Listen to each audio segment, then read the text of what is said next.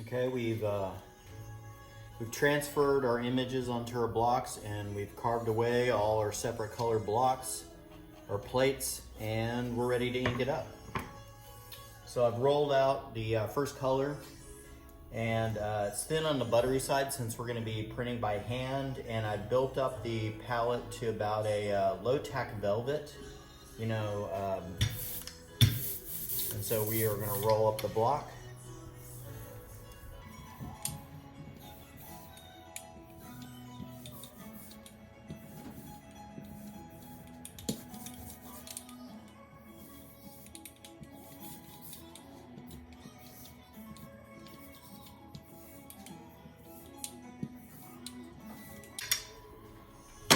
Any ink that gets around the outside edges, if you think that, if you're afraid it's going to print, you can just basically wipe off before you start printing.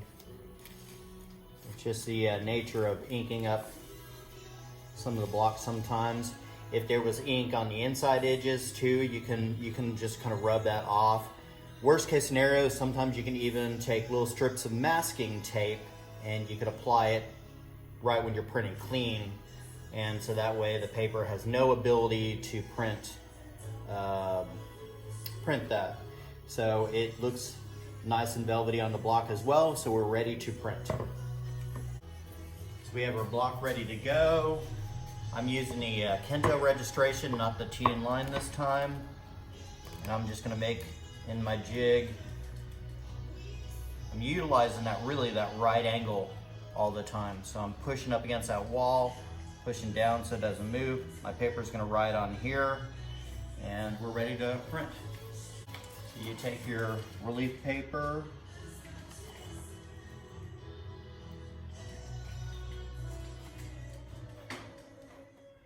and we are in registration, and we're just going to lay that down.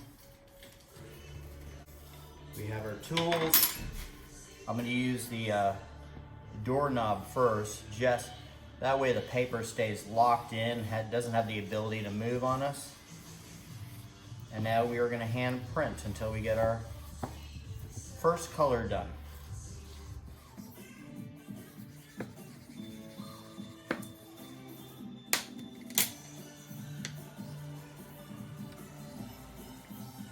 And remember, you can peek at it. You can see how your impression is going, where you need to work a little bit harder.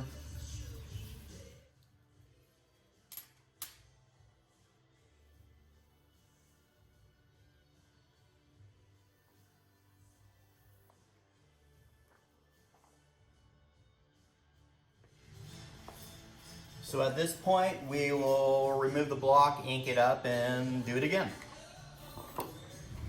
So at the end of the day, I want to strip the ink off of it that it doesn't want. It keeps the inks thin, keeps them from shining, helps with the ink absorption into the paper.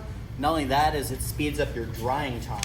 So you're going to use clean sheets of newsprint, and I'm just going to drop it on top, and I'm going to strip the ink that it doesn't want on it. So you probably want to place your hand on it so it doesn't go anywhere.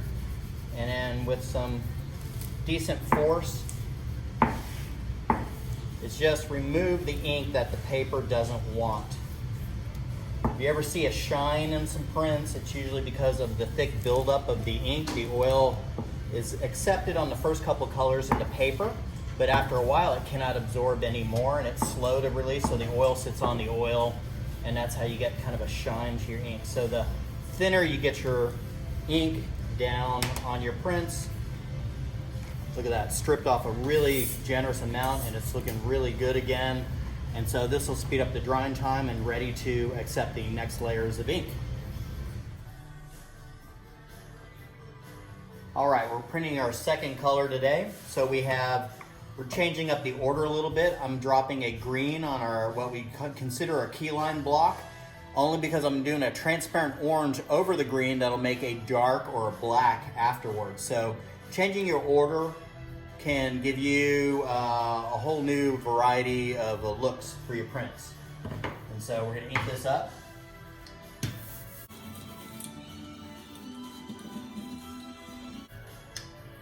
And we still have our registration system. I'm doing the Kento registration today, but you can also do a T line.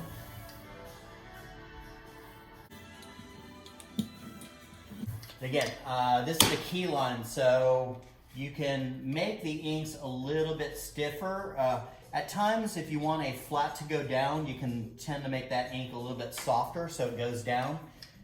Controlling your inks is a big thing in printmaking.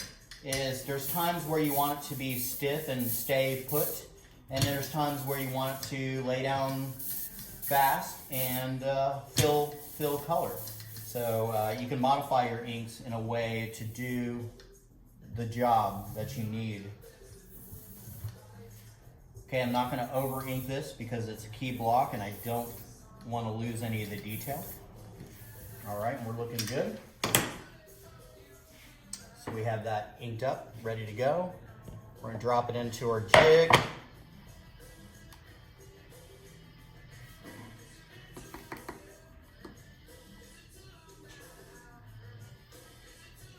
Okay.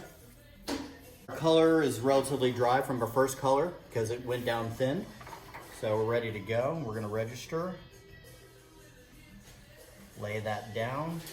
And my first step is to just have that vacuum of the ink hold the paper down. So the doorknob, a spoon, something on the smoother, flatter side. And once it's down, then we can really start peeking at it. And so we'll use the same tools that we've used before, the spoons. I love the thicker metal spoon, anything so you can go into the detail. And we're just gonna peek at it again until it looks good. All right, after our hand printing, and again, you can peek at it and look at the areas that you might do some additional work. We're ready for the reveal.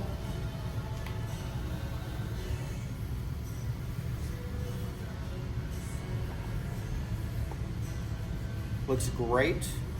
Second color down, one more to go. At the end of the day here, we're gonna strip the ink that it doesn't want to keep it nice and thin, and it speeds up your drying time on your prints. The more you start layering ink, the wet on wet look will start getting mushy on you. So we want to keep the ink in the paper as thin as possible. It's going to accept what it doesn't, accept what it wants, and we're going to strip away what it doesn't want.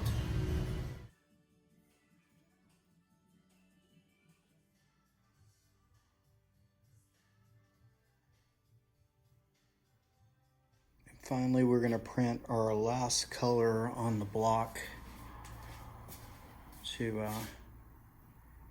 for a 3-color print. We hand burnish the paper, and we are now going to show the print. And then you just go ahead and print all the other ones. So everything's looking good. At the end of the day here, I'm going to strip the ink off and just keep it really nice and thin. And so again, it speeds up our drying time, but everything looks remarkably well, and the registration looks good again.